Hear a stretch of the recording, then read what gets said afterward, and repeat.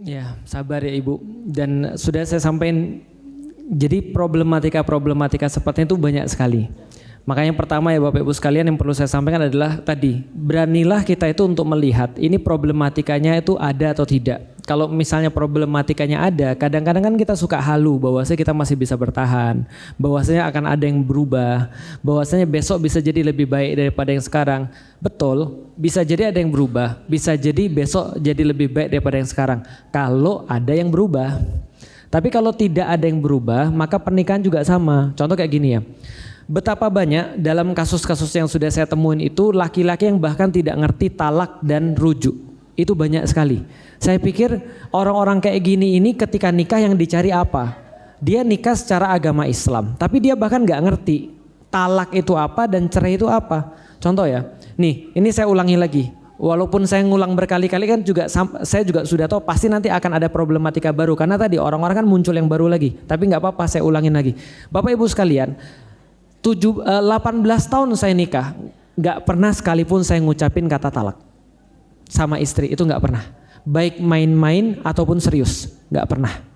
Kenapa? Karena begitu saya belajar tentang nikah di dalam Islam, sebelum saya nikah, saya sudah tahu begitu sakral kata-kata ini. Itu kayak kata-kata syahadat itu kayak. Kalau misalnya kayak di dalam Islam itu kayak kata-kata syahadat. Jadi sesuatu yang bisa memisahkan secara langsung. Apalagi ada hadis Rasul katakan ada hal-hal yang main-mainnya jadi serius. Yaitu adalah talak sama cerai.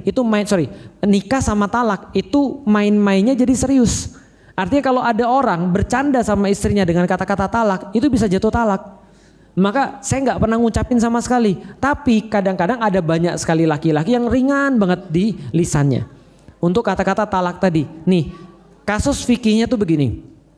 Ada orang bilang, contoh ya, ada orang bilang sama istrinya, saya talak kamu misalnya. Dia sudah jatuh talak, maka berlaku masa iddah. Masa iddah itu apa? Masa tunggu. Berapa lama? 3 kali suci. Itu masa tunggunya. Berarti kalau sudah talak, ada masa tunggu. Berapa kali suci? 3 kali suci. Dalam masa tunggu itu tiba-tiba dia melakukan hubungan suami istri, maka itu dihitung rujuk. Maka itu dihitung apa? Rujuk. Karena ketika dalam masa tunggu, istri itu tetap bersama dengan suaminya. Dan masih tetap satu rumah, masih melakukan segala aktivitas kecuali melakukan hubungan suami istri. Begitu melakukan hubungan suami istri, mau sengaja mau nggak sengaja, itu sudah rujuk hitungannya. Berarti talak 1 dan rujuk 1. Setelah rujuk 1 ngomong lagi, talak lagi, berlaku lagi masa iddah. Berarti sudah muncul talak 2. Tiba-tiba dia rujuk lagi. Rujuk lagi misalnya hubungan suami istri lagi. Setelah itu ngomong talak lagi, berarti muncul talak ke 3. Bisa rujuk lagi? Nggak bisa. Ini kan ngeri banget. Makanya kalau kayak gini-gini sudah pertama ya. Tadi coba lihat ya. Dalam kasus video-video yang kita lihat di sosial media tentang kekerasan dalam rumah tangga atau orang-orang pacaran yang sudah ngomong-ngomong jorok dan segala macam. Saya jadi bertanya, kalian tuh apa sih yang kalian pertahankan dalam rumah tangga? Kesian orang tua, kesian anak, udah nggak ada gunanya. Karena itu malah sebaliknya, malah nyakitin orang tua, malah nyakitin anak. Kenapa saya stres ngeliat video itu? Karena saya punya anak perempuan 2. Itu saya stres tuh. Dalam pikiran saya apa? Namanya orang yang juga pernah mengalami kekerasan. Dalam pikiran saya apa? Kalau anak saya digituin. Gitu kan ya. Selanjutnya isi sendiri lah ya. Paham gak sih maksudnya? Nah itu kan nyakitin orang tua kan berarti kan? Gitu maksudnya. Jadi kalau dalam sudah kasusnya kayak tadi, ya udah ridho aja. Kalau misalnya mau pisah juga bersama juga nggak ada yang didapat. Untuk anak nggak ada yang didapat, untuk kita juga nggak ada yang didapat. Karena kenapa? Susah untuk ngasih tahu laki-laki yang kayak gitu. Jadi gini ya, orang kalau sudah melakukan satu kemaksiatan, dia harus terbuka dulu, baru dia bisa mendapatkan nasihat. Karena kata orang, nasihat itu masuk melalui luka. Tapi kalau dia lagi merasa nggak ada masalah, dia lagi merasa baik-baik saja, siapapun yang nasihati, hatta Rasulullah yang nasihati, nggak bakal berubah dia. Bisa dipahami ya maksudnya ya. Contoh misalnya pinjol, judol, ini kan banyak banget nih. Bahkan orang-orang pengajian juga masih pinjol, masih judol, ya kan? Nah, nasihatin orang yang lagi judi online dan otomatis dia pinjaman online juga, itu susahnya setengah mati. Sampai dia jatuh kadang-kadang baru kita bisa nasihatin. Tapi kalau orang kayak tadi di depan anak-anak bilang, anak lagi nggak mood mau pergi sekolah, di depan anak-anak bilang gara-gara kamu anakmu jadi kayak gini, itu anaknya udah luka tuh. Oh berarti bisa yang ngomong kayak gitu. Bisa paham kira-kira saya? Besok dia akan harus diterapi supaya dia nggak ngomong kayak gitu di depan perempuan yang lain. Atau dia ngomong kayak gitu di depan ibunya.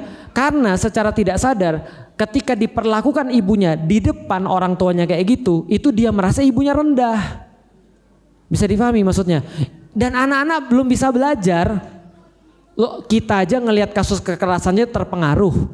Apalagi anak-anak yang sama sekali nggak ada filternya. Ya udah dalam kasus ini tapi ngomongnya baik-baik. Jadi ngomongnya baik-baik, maksudnya pulang ngomongnya baik-baik. Bapak, yuk kita ngobrol baik-baik. Toh kita juga sudah mulai baik-baik.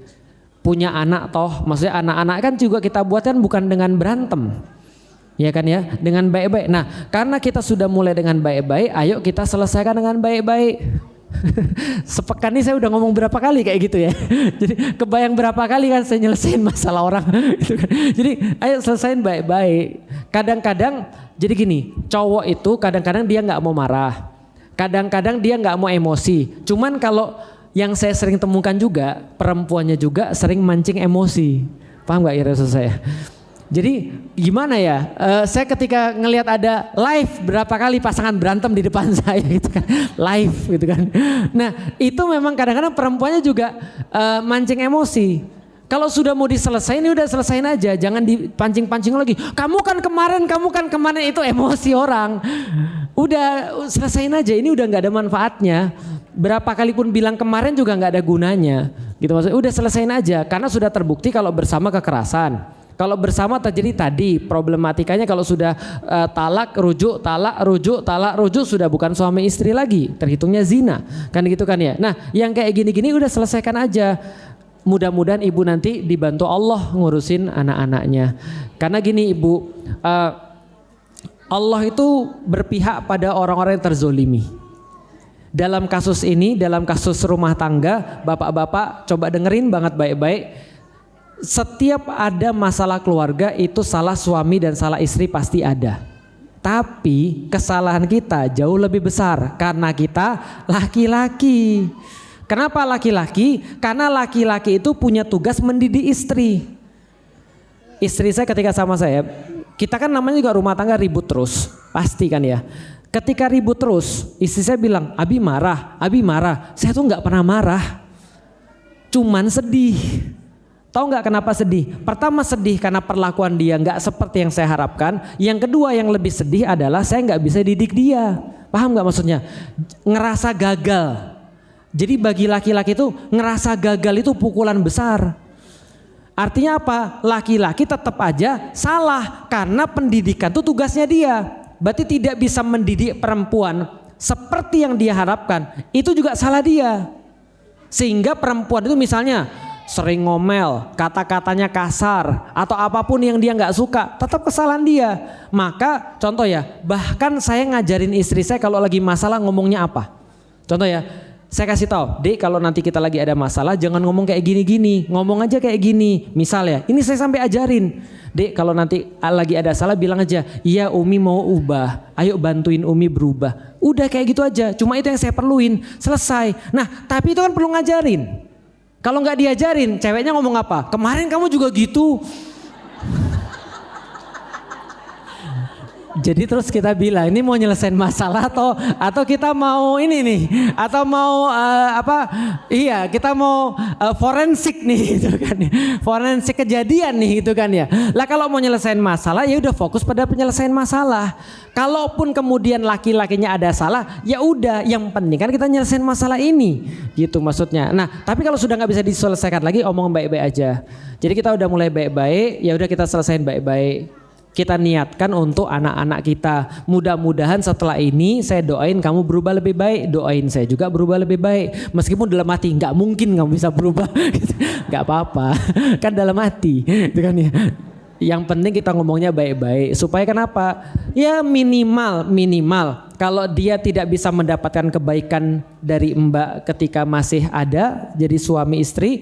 Ya minimal dia mendapatkan kebaikan pas pisah. gitu ya. Jadi menurut saya sih sudah seperti itu sih. Dan kita coba lihat tuh rumah tangga kita masing-masing. Maksudnya gini, kalau masih bisa dipertahankan, ayo ubah. Apa yang mau kita cari dari rumah tangga kita? Kalau nggak ada, jangan bikin kasus lah, gitu kan ya. Jangan sampai gitu kan ya. Ada video baru, Jamaah Al-Mutakin gitu kan ya. Aduh, itu bisa berhenti ngisi kajian saya. Baik, silakan kalau ada yang lain lagi.